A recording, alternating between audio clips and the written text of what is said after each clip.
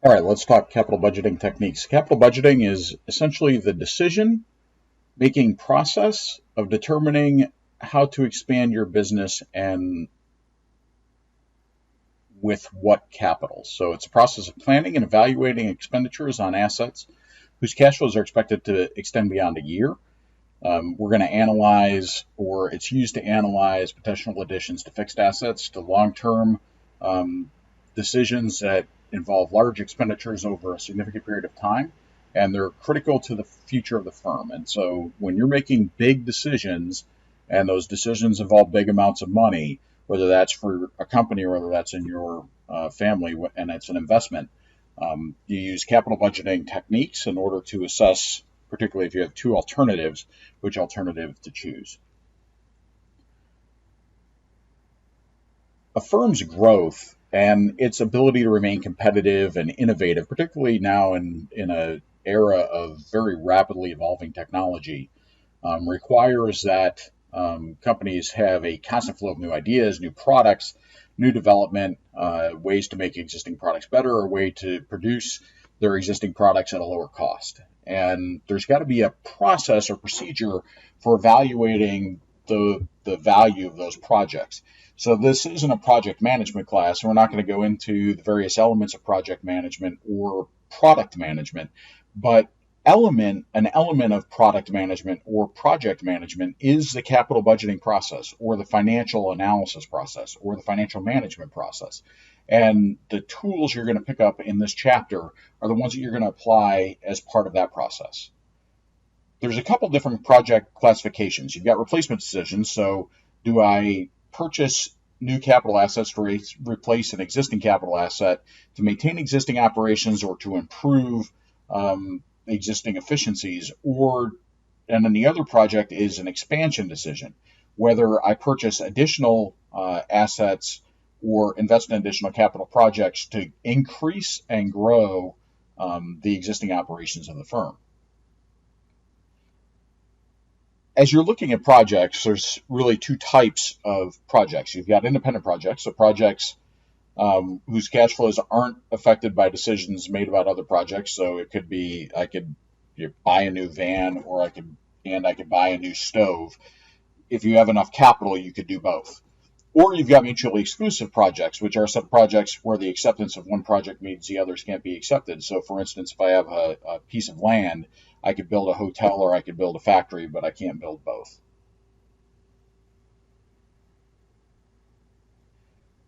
Once you go through a capital budgeting process, there's an important element, which is essentially the post-audit, or the evaluation of the actuals versus your expected. And it compares your actual results with those forecasted, and you analyze the variances and try and understand why there's been differences, and then you use that information to improve your forecast of the existing performance as well as to improve operations. So try and identify whether you're doing better or worse than what you had forecast after the project is rolling, and then you're going to utilize that information to adjust your operations and decision making. So similar to a purchase of a stock or a bond, capital budgeting, it's not a security, but it has similar characteristics in that it's essentially a capital budgeting project is evaluated as the present value of the expected future cash flows. And so similar to when we looked at a bond, similar to when we looked at a stock and tried to determine their intrinsic value, for a capital budgeting problem, you essentially have the same process where you estimate the cash flows expected from the project from period 0 to period n. You evaluate the riskiness of the cash flows, which turns into a required rate of return, which we just discussed in the last chapter. Then you compute the present value of the expected cash flows to obtain the asset's value to the firm, the net present value, and then you compare the net present value of the expected future cash flows with the initial investment. And if the present value is greater than zero, net present value is greater than zero, you purchase the asset. And it's essentially the same analysis, the same process that we learned in Chapter 4, and we rolled into with bonds, and we rolled into with preferred stock, and we rolled into with common stock. We're now rolling into with assets. So again, that if you're uncomfortable or we're struggling with the concepts of time value of money from Chapter 4, go back and revisit Chapter 4, and then pop back over here to Chapter 9 to go through capital budgeting. So net present value is the sum of the present values of the cash inflows and outflows. And the difference in capital budgeting versus a stock or a bond is a stock or a bond has a market price, and you calculate the intrinsic value and you compare the two. And if the intrinsic value is higher than the market price, you buy. If it's lower, then you sell. Net present value, because it's a project within the firm, you essentially have this cash flow period zero, which is the amount of money you're going to invest up front to build the factory or to build the hotel or to buy the truck or the stove. And then you've got the cash flows that are being generated by that investment. And as long as that amount is greater than zero, you should proceed with the investment. So let's take a look at what this might look like. So you've got a project here for projects S and L, so project S and project L. In period zero, so at the beginning of the project, you're going to pay $3,000 to buy this piece of equipment. And then you've got this set of cash flows that come in over time. You've got $1,500 in year 1, $1,200 in year 2, $800 in year 3, and $300 in year 4 for project S. And then for project L, you've got $400 in year 1, $900 in year 2, $1,300 in year 3, and $1,500 in year 4. So you've got essentially a little bit higher cash flow here than you do here. You can see that you've got $100 more, $100 more, $100 more. So you're going to get $300 more for project L than project S. But in project S, you're getting the product or the cash flow earlier. So the question is, if you have to choose S or L, you pay $3,000 for each one, and let's say all you have is $3,000. Do you choose S or do you choose L? And there's a few factors in the decision-making process. The first one is the timing of the cash flows, and the second is the required rate of return. Is the risk profile the same? And if it is, then you can calculate apples to apples whether which to choose. And if it's not, if the risk profile is different, you can use that different risk profile to calculate the net present value or discount these future cash flows at the different rates of return required. And then you can compare it to this period zero cash flow and determine whether you should proceed or not. So for project S, this is a cash flow timeline. And for project L, this is the cash flow timeline. When we take project S's net present value, you have your minus $3,000 in the first period, that's the cash out, then $1,500 discounted at a required rate of return of 10%. So the present value is $1,363.64. $1,200 discounted 2 periods at 10% is $991.74. $800 discounted 3 periods at 10% is $601.05. And $300 discounted 4 periods is $204.90. When you sum this together, so that's the positives plus the original cash outflow, the $3,000 in period zero, you have a net present value of $161.33. So project S is acceptable because the net present value is positive. The other thing that also tells you is the return on project S is higher than 10%, because if it was 10% exactly, the net present value would be zero. So the fact that the net present value is positive means that the actual rate of return is greater than 10%, so that's also why you would proceed. If your required rate of return is 10% and you have a positive net present value, that means your expected rate of return is actually greater than 10%. So here's some rationale for net present value method. For net present value, you've got the present value future cash flows minus the cost. So it shows you the net gain in wealth by proceeding given a risk profile. So if you assume that this project's risk is at 10%, is essentially maps to 10% risk, and it still gives you $161.33. This is the amount of net wealth you will generate as part of that investment. So you accept the project if net present value is greater than zero. If you have two mutually exclusive projects, so you can only do one or the other, a hotel or a factory, you choose the project with a higher net present value, essentially the one that will generate the most wealth. So which one adds more value? So when we do that same calculation, so the net present value for Project S was $161.33. Doing that same calculation for Project L gives us a net present value of $108.67. So if projects S and L are mutually exclusive, you accept Project S because its net present value is greater than Project L. However, if they're independent, so if it's truck and stove and you have $6,000, so you're like, okay, the money is an object and buying one doesn't preclude buying the other, then you want to buy both because they're both going to generate net wealth. They both exceed the required rate of return because the net present value is positive. However, if they're mutually exclusive, so you can choose one or the other, you're going to choose the one that's got the highest net present value.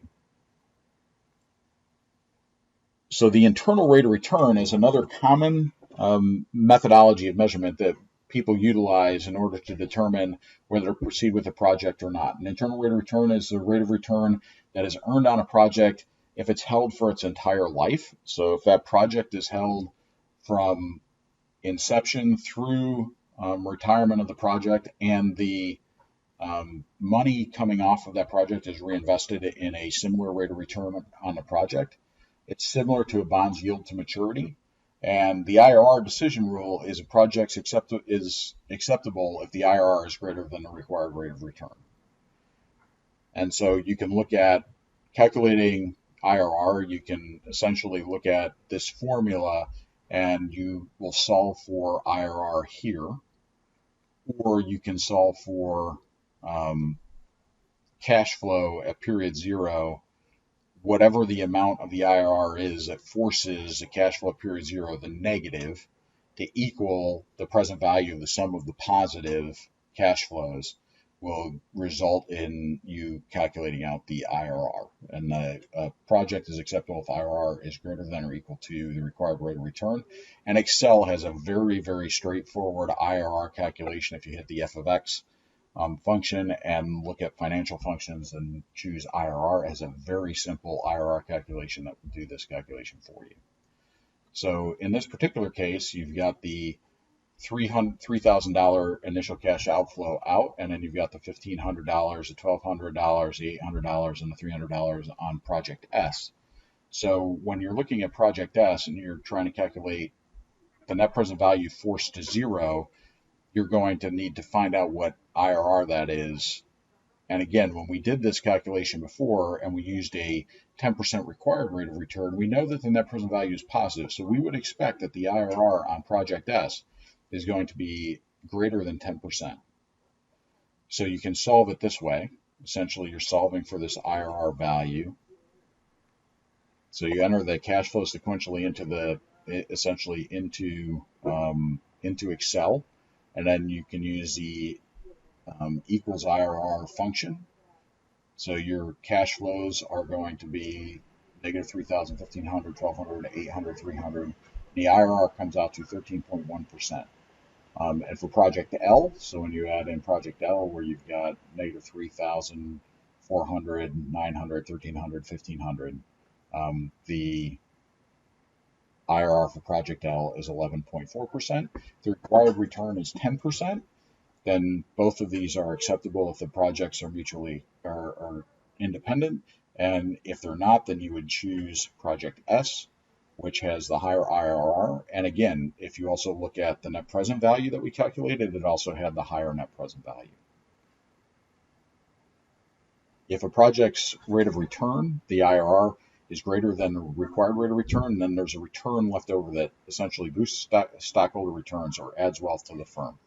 So the 13% IRR is greater than the 10% required, so that's an acceptable project. And we just talked through this. If Project S and L are independent, you take both because both of them exceed the required rate of return 10%. If they're exclusive based on IRR, Project S is more acceptable because the IRR on Project S is greater than the IRR on Project L. So here's the net profiles for Project S and Project L. So if you use a discount rate or a required rate of return of 0%, Project S is less than Project L. And again, that's when you think about it, you had Project S had more cash flow available to it, or less cash flow available to it, but the cash flow was front loaded. And so from a time value of money perspective, you got more cash flow here than you did here early, but you got more total cash flow in the entire project for Project L. So at a zero discount rate, essentially you're providing no time value of money discounting. L is more valuable. At a 5% required rate of return, L is still more valuable than S because you had an additional $300. However, you can see that as the discount rate goes up, this number gets closer. At 10%, which was the model that we utilized, you see that you've got the net present value that we calculated at 161.33, and then the net present value of L is 108.67. At a 15% required rate of return, both have negative net present values, which again you would expect. If you take a look here, you had a 13.1% IRR for Project L and an 11.4% IRR for, an 11.4% IRR for Project L and a 13.1% IRR for Project S.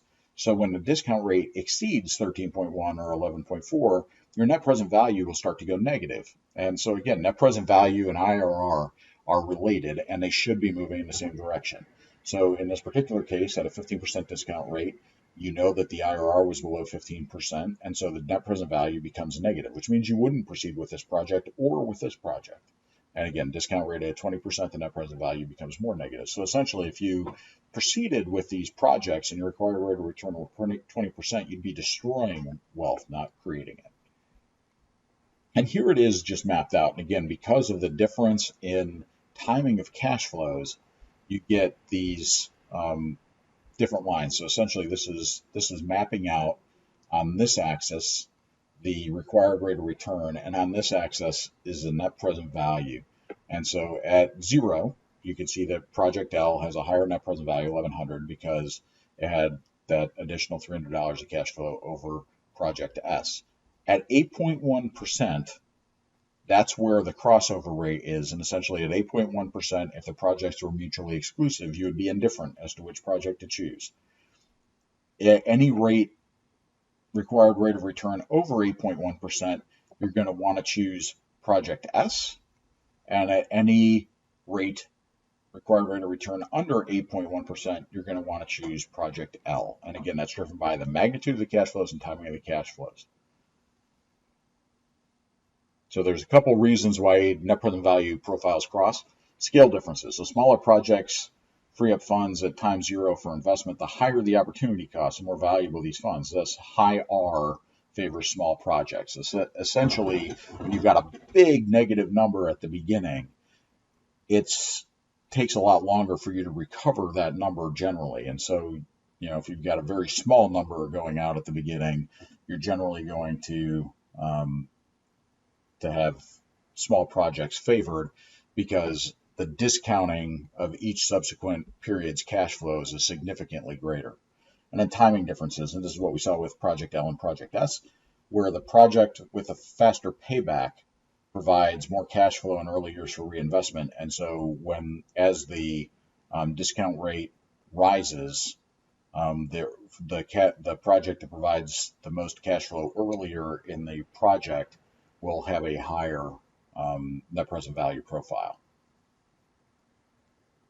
There's a few net present value reinvestment rate assumptions which may or may not hold, and so this may impact your investment decisions. The first one is net present value assumes that you're reinvesting at the required rate of return.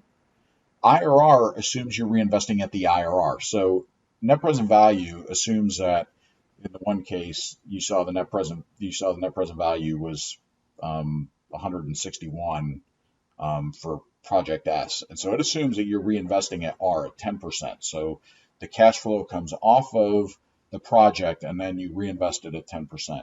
IRR assumes you're reinvesting at that same IRR. So at 13.1%, if that was the IRR on Project S, it assumes that the cash flow is being reinvested at 13.1%.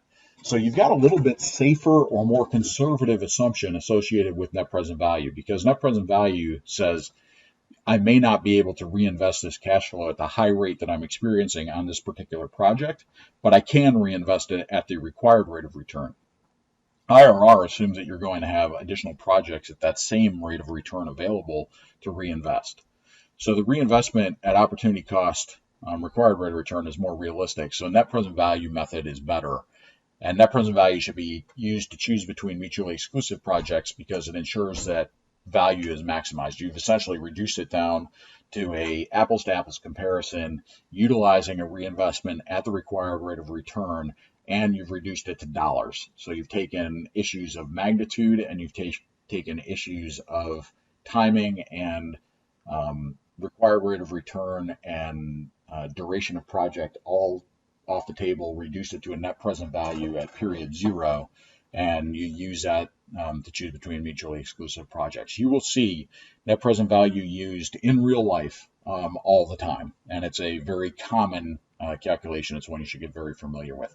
And as I had mentioned before, Excel has a f of x function for net present value that is very easy to use, and you can take a look at the Excel information in the lesson to be able to calculate out net present value. So suppose a project exists with the following cash flow pattern. You've got a negative in year one, you've got a positive in year two, and at year zero, you pay out $1.6 million. In year one, you get $10 million back for the $1.6 million you put out. But then in year two, at the end of year two, you have to pay back $10 million. And so there's two IRRs for this project. You have IRR 1 at 25%, and then you've got IRR 2 at 400%. You generally you'll find a few of these where you have cash flows where you've got multiple cash flows with positives and negatives throughout. And again, that's also one of the challenges you're going to run into with an IRR-based calculation that you will not run into with a net present value-based calculation. Net present value will reduce this down to you'll have a 1.6 million net present value year one. You'll have a discount rate that you'll apply to that 10 million at year one and a 10 million at year two based upon the required rate of return, and you'll be able to determine if this is net present value positive or not. In an IRR calculation, because you've got a negative and a negative here, you have a shape of the curve, if you graph out the required rate of return, that looks somewhat like this. Again, you've got a net present value that starts negative, and depending at if your IRR is between 25 and 400, you're going to end up with a positive NPV. And so again, net present value, determining what your required rate of return is, and discounting your net present value is going to be a more effective methodology. So modified internal rate of return is actually a better indicator of relative profitability, and it's better for capital budgeting. And the difference is a modified internal rate of return essentially says where internal rate of return assumes you're reinvesting at the internal rate of return, the calculated internal rate of return rate. The modified internal rate of return says that I'm reinvesting at the required rate of return rate. So a project is acceptable if the modified internal rate of return is greater than or equal to the required rate of return. The other thing that people look at is a traditional payback period. So payback is the length of time it takes to recover the original cost of an investment from its expected future cash flows. And again, you're going to look at a payback period as a year just prior to the full recovery of initial investment, plus the amount that is unrecovered at the start of the recovery year over the total cash flow generated during the recovery year. So essentially the year in which your payback goes to zero and then turns into a positive. And payback is a very common measurement that's utilized by non-financial managers because it's easy to understand. If I spend $10,000 and I'm going to get $5,000 back per year, my payback period is 2 years, and people understand that a lot easier than saying the net present value of that is a negative $200. So payback is often going to be utilized, even though it is a very imprecise science and doesn't really calculate in anything associated with risk. So the payback decision rule is a project is acceptable if the payback is less than N star, and N star is a number that's determined by the firm. So we're not going to do any projects that don't have a payback of at least at least 5 years, 5 years or sooner, for instance. But again, that doesn't factor in anything related to risk. So in this particular case, we'll walk through the payback for Project S. You had net cash flow of negative 3,000, if you recall, and then 1,500 in year one, 1,200 in year two, 800 in year three, and 300 in year four. So you go, okay, what's my cumulative cash flow? And you add that. So it's minus 3,000 year one, and then in year two, it's minus 3,000 plus 1,500 gives you 1,500, negative 1,500 out. Plus 1,200 gives you minus 300 out. Plus 800 gives you plus 500 in, and then plus 300 gives you 800 net profit, essentially cumulative cash flow over that 4-year period. So in order to calculate payback, you take the year in which it's just prior to going payback positive, so that's year two, and then you're going to do plus the amount that you're out, the 300 that goes in the top, and divided by the cash flow for year three, so that is 800. So you're going to take 300 divided by 800 is 0.4, so it's 2.4 years is the payback period. It's easiest when you're doing a payback calculation to lay out the cash flow timeline and to build the cumulative cash flow right underneath it and do the calculation just like you see on this slide. So as we had mentioned, traditional payback doesn't factor time value of money, and there's a discounted payback period which does. Discounted payback is the length of time it takes for a project's discounted cash flows to repay the cost of the investment.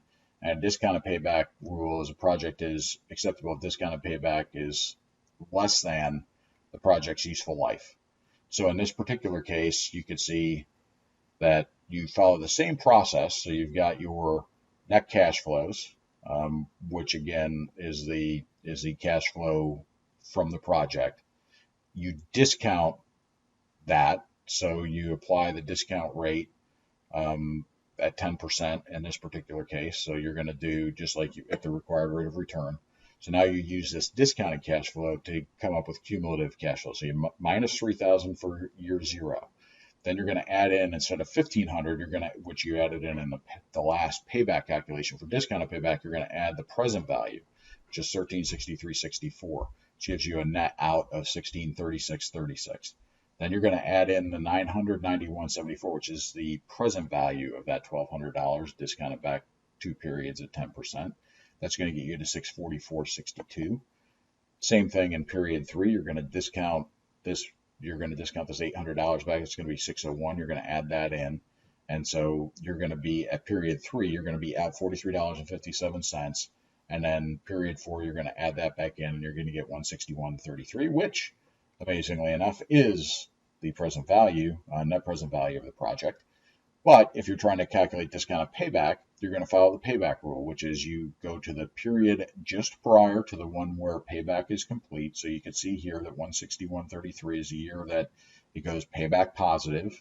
So you take the year prior, which is year 3, and then you add in the amount that you're out at the end of that period. So that's at 43.57 divided by the amount of cash flow coming in year 4, which is 204.90, and that comes to 3.2 years. Since the project goes 4 years and the discounted payback is 3.2 years, the project is acceptable, which also ties back into the net present value, which was positive, $161.33, and the IRR, which was positive, and the modified IRR, which was positive. So capital budgeting in practice. Companies use more sophisticated capital budgeting methods and techniques today than they did in the past. We're showing you some of the basic methodologies. There's things called Monte Carlo analysis, where essentially they assign probabilities for various outcomes, and they run a bunch of tests and stress tests against it to try and come up with various cash flow probabilities and cash flow examples. But the basics, the foundations that we just walked through, are going to stand the test of time. They're extremely prevalent in use, And most people will understand when you start talking about net present value and internal rate of return, modified internal rate of return, payback. Those are all terms that you're going to hear throughout your business career, and you should take the time to dig into these calculations and make sure that you can get them done. Like I said, Excel does a phenomenal job on IRR calculations and net present value calculation, modified internal rate of return calculation, and you can look at the Excel tutorials and see how to use the f of x function in Excel to give you those those calculations. And you don't need to do the big complex formulas, but you need to understand the concept behind it. Um, and again, normally a company will use multiple techniques. So they'll use payback plus net present value plus modified internal rate of return. They'll look at it all the different ways, just like we did, and make sure that things all line up. And if any one of those kind of falls outside the box, they will then take a step back, assess it, and make sure that they've got their assumptions right, or determine why, for instance, net present value showed positive, but IRR was below the hurdle rate, or vice versa.